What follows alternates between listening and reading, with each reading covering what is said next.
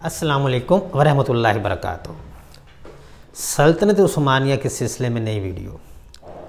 Last time हमने ज़िक्र किया था सुल्तान अरहान गाज़ी का। हमने ज़िक्र किया था सुल्तान अरहान गाज़ी के बारे में, उसका तारफ़ पेश किया था और उसके साथ उसकी जंगी फतूहात के बारे में तज़किरा किया था। आज उन्हीं के सिलसिले में दूसरी वीडियो, जिसमें हम उनके इंतज़ामी इस्तिलाहात के बारे में बातें करेंगे।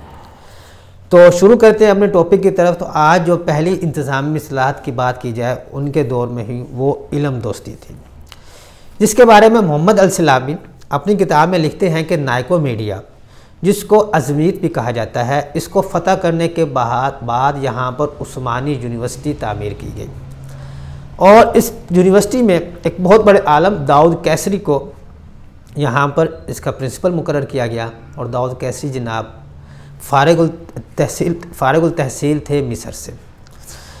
अब सुल्तान अरहान गाज़ी और उनके भाई जो पाशा अलादीन, जिसका मैं पहले तज़किरा भी कर चुका हूँ, कि उनकी क़यादत में उस्मानियों की तालीम और तरबियत पर बाकायदा बहुत ख़ुसूसी काम किया गया। वहाँ पर बाकायदा इल्म नहव, तरकीब लग़विया, मंतिक, फ़िज़िक्स, फ़िक़्ह, लुग़त, इल्म बदी, इल्म बलागा, इल्म हिंसा, इल्म फ़ल्कियात, हिफ्ज़ कुरान, सुन्नत, तफ़सीर, फ़िक़्ह, इल्म अक़ाइद जैसे अलूम को मुख्तलिफ़ मदारिस में पढ़ाया जाता रहा और यूनिवर्सिटियाँ भी कायम की गई। उनमें भी ये अलूम सिखाए गए ताकि उस्मानियों की बेहतर तालीम और तरबियत हो सके। बरोसा में एक आलीशान मस्जिद, मदरसा और शाही हस्पताल भी तामीर करवाया गया। इसी तरह नाइसिया में मस्जिद और मदरसा भी तामीर करवाया गया, जो कि सल्तनत उस्मानिया का सबसे पहला मदरसा कहलाता है। इसी तरह नाइसिया में सबसे पहला गरीबों के लिए लंगर खाना बनाया गया और इस लंगर खाने के बारे में मिस्टर गिब्बन्स अपनी किताब में यूँ लिखते हैं कि नाइसिया में वो यानी कि अरहान गाज़ी गरीबों को रोटी और शोरबा अपने हाथों से तकसीम करता था। इल्म फ़नून की सरपरस्ती आले उस्मान की खुसूसियत थी। अरहान का ये इम्तियाज़ भी नुमाया है कि बड़े बड़े मशहूर उलमा और मशाइख उसकी सोहबत में रहे, यानी कि उसकी इल्म दोस्ती के बारे में किसी किस्म का कोई भी ऐसा पॉइंट किसी भी तारीख़ किताब में नहीं मिलता कि उसने इल्म पर काम ना किया। उसने बाकायदा इल्म दोस्ती पर बहुत ज़्यादा काम किया। अब अगर बात करें इंतज़ामी इस्तिलाहात की, तो इसमें कोई शक नहीं, पिछली वीडियो मैंने तज़किरा किया था कि अरहान गाज़ी के साथ साथ उसके भाई अलादीन का किरदार भी बहुत अहमियत का हामिल है कि सल्तनत उस्मानिया की बुनियादें मजबूत करने में जितना किरदार अरहान गाज़ी का है, उतना ही किरदार पाशा अलाउद्दीन का भी है। और पाशा अलाउद्दीन, आपको मैं पिछली बार बता भी चुका हूँ कि पाशा का लक़ब वज़ीर बनने पर दिया गया और ये आले उस्मान में वाहिद एक ही पाशा रहे, एक ही वज़ीर रहे और वो यही अलाउद्दीन जनाब थे। बहरहाल नाइकोमीडिया और दूसरे इलाकों के जब आपने फ़तह किए अरहान गाज़ी ने, तो अपने बाप उस्मान गाज़ी की तरह वहाँ पर किसी ईसाई या गैर मुस्लिम पर कोई जुल्म ना किया और जो खुले छुट्टी दी गई कि वो जहाँ से जाना चाहे तो चला जाए, जो जहाँ पर रहना चाहे वो यहाँ पर रह सकता है, किसी किस्म को उनको तंग नहीं किया गया। इसी अच्छे सलूक और रवैये की वजह से वो तमाम गैर मुस्लिम और ईसाई बाकायदा मुसलमान हुए, जिसके बारे में मैं अपनी पिछली वीडियो में अंग्रेज़ मौरख़ के लिहाज से भी आप लोगों से बयान कर चुका हूँ। अब अगर बात की जाए फ़ौजी इस्तिलाहात की, तो यहाँ पर एक बात बड़ी इंपॉर्टेंट है कि पूरे यूरोप में कहीं भी कोई बाकायदा फ़ौज रखने का इंतज़ाम नहीं था और यही सिलसिला उस्मान खान और अरहान खान के शुरू के ज़माने में भी रहा। जब किसी से जंग करनी होती थी तो मुख्तलिफ़ कबाइल को दावत दी जाती थी, लोग आते थे, लड़ते थे और चले जाते थे।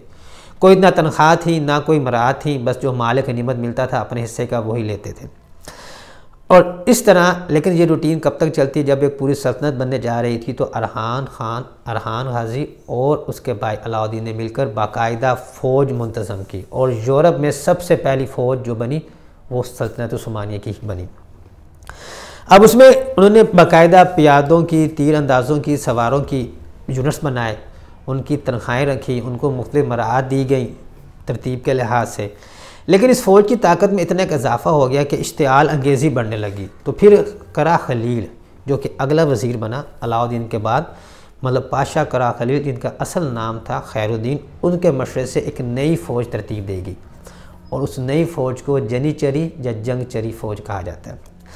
इसके बारे में बाद में कुछ देर बात करता हूँ। अभी बात ये कर लेते हैं कि उस्मानी ने अपनी फ़ौज में बाकायदा जासूसी का बड़ा अच्छा निज़ाम बनाया हुआ था, जिसके बारे में ख़ुद अंग्रेज़ मुहक्क़िक़ कहते हैं कि इनसे जासूस मतलब इनकी फ़ौज इनको उस्मानियों को जब किसी से लड़ने जाते थे तो इनको पहले से मालूम होता था कि ईसाई फ़ौजें कब आ रही हैं और कहाँ इनसे मुकाबला करना मुफीद होगा। और इसकी वजह यह थी कि उस्मानी जंग के लिए हम वक्त तैयार रहते थे और इनके जासूस इनकी सही रहनुमाई करते थे। मतलब इनका बड़ा मजबूत जासूसी का निज़ाम था जिसमें इनको बहुत ज़्यादा कई जंगों में फ़ायदा हुआ। अब बात करते हैं जनीचरी या जंगचरी फ़ौज की। इस फ़ौज की इब्तिदा अरहान खान के दौर में हुई, और इस फ़ौज पर बहुत ज़्यादा इल्ज़ामात भी लगाए गए। अब इसमें अक्सर अंग्रेज़ मौरख़ीन ने अपने तअस्सुब और बुग़्ज़ का सहारा लेते हुए नई नई बातें शामिल की। सोमोफेल और बरकुलमान इस काम में बड़े अहम रहे, जो अपनी किताबों में लिखते हैं कि इस फ़ौज में इलाकों पर बच्चा टैक्स लगाकर फ़ौजी इकट्ठे किए जाते थे, यानी कि गैर मुस्लिम से ज़बरदस्ती उनके बच्चे लिए जाते थे, फिर उनको मुसलमान करके इस फ़ौज में शामिल किया जाता था। ये इल्ज़ाम लगाए गए। अच्छा, अंग्रेज़ मौरख़ जो अपने तअस्सुब और बुग़्ज़ की बना पर तो कहते थे, हमारे यहाँ भी कई लोगों ने इस बात की हिमायत शुरू कर दी, हाँ बिल्कुल ऐसे ही है, बिल्कुल ऐसे है। क्यों ऐसा किया? बड़ी सिंपल सी बात है, हम लोग एहसास कमतरी के मुब्तला लोग हैं। जब हमें पता लग जाए ना कि अंग्रेज़ ने ये बात कह दिया तो हम उस पर दिलो ईमान से यकीन ले आते हैं कि जी बिल्कुल ऐसी बात होगी। पीछे हम हक़ाइक़ नहीं देखते कि ये बात शुरू किसने की, क्या उससे पहले कोई ऐसी बातें थी? नहीं। तो फिर आज ये बात शुरू किसने की? क्योंकि सिर्फ तअस्सुब और बुग़्ज़ की बिना पर की। बहरहाल, इसलिए मोहम्मद अल-सलाबी अपनी किताब में कहते हैं कि ये सरासर इल्ज़ाम था कि जनीचरी फ़ौज के बारे में कि कहा जाता था कि बच्चा टैक्स था, बल्कि वो कहते हैं इसमें ज़्यादातर बच्चे वो शामिल होते थे जो मुख्तलिफ़ जंगों में यतीम हो जाते थे। इस तरह उनकी अच्छे से कफ़ालत भी हो जाती थी और वो सल्तनत के वफ़ादार भी बन जाते थे। इसके अलावा लोगों को खुली छूट थी कि अगर वो चाहें तो अपने बच्चे इस फ़ौज के लिए भेज सकते थे, और बल्कि लोग ख़ुद अपने बच्चे भेजते थे क्योंकि इस फ़ौज की अहमियत बहुत थी, इनकी तनख्वाहें बहुत थी, इनको मराहत बहुत हासिल थी। तो हर मुस्लिम और बाज़ गैर मुस्लिम भी ये चाहते थे कि हमारे बच्चों का मुस्तक़बिल अच्छा बन जाए, इसलिए वो ख़ुद जनीचरी या जंगचरी फ़ौज में अपने बच्चों को भेजा करते थे। इस फ़ौज में जो बच्चे आते थे उनको इस्लाम का इल्म दिया जाता था और साथ साथ जंगी फ़नून भी खूब सिखाए जाते थे, और ये फ़ौज डायरेक्ट सुल्तान के ही अंडर होती थी और इसलिए ये सल्तनत के बहुत वफ़ादार थे। जब ये फ़ौज तैयार होगी, लश्कर बन गया, तो सुल्तान अरहान खान अपनी इस फ़ौज को लेकर एक उस वक्त के बहुत बड़े आलम दीन और सूफ़ी अल-हज्जाज बख्ताश के पास दुआ खैर के लिए ले गए। तो उन्होंने एक सिपाही के सर पर हाथ रखकर दुआ की कि अल्लाह ताला इन्हें सरखरू करे, इनकी तलवारों में तेज़ी और काट पैदा करे और इन्हें हर इस मौक़े में फ़तह से हमकनार करे जो कि अल्लाह की खुशनुदी के लिए हो। और फिर फ़ौज का नाम पूछा गया और फिर ख़ुद ही इस फ़ौज का नाम तजवीज़ किया जंगचरी, यानी कि नया लश्कर। इस फ़ौज के लिए सुर्ख रंग का झंडा बनाया गया, उस पर हलाल बना हुआ था और हलाल के नीचे तलवार की तस्वीर थी, और उस तलवार की तस्वीर को मंसूब करते थे जुल्फ़कार से, जो कि हज़रत अली करमुल्लाह वजह की तलवार थी।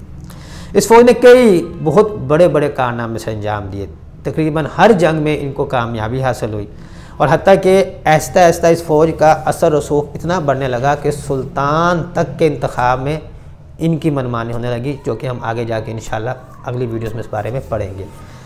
ये था जनाब हमारे आज के सुल्तान अरहान खान के बारे में। अब अगली वीडियो में हम इससे जो नेक्स्ट सुल्तान मुराद हैं उनके बारे में तज़किरा करेंगे, बातें करेंगे, और ऐसे हमारा सिलसिला चलता रहेगा इंशाअल्लाह ताला अज़ीम।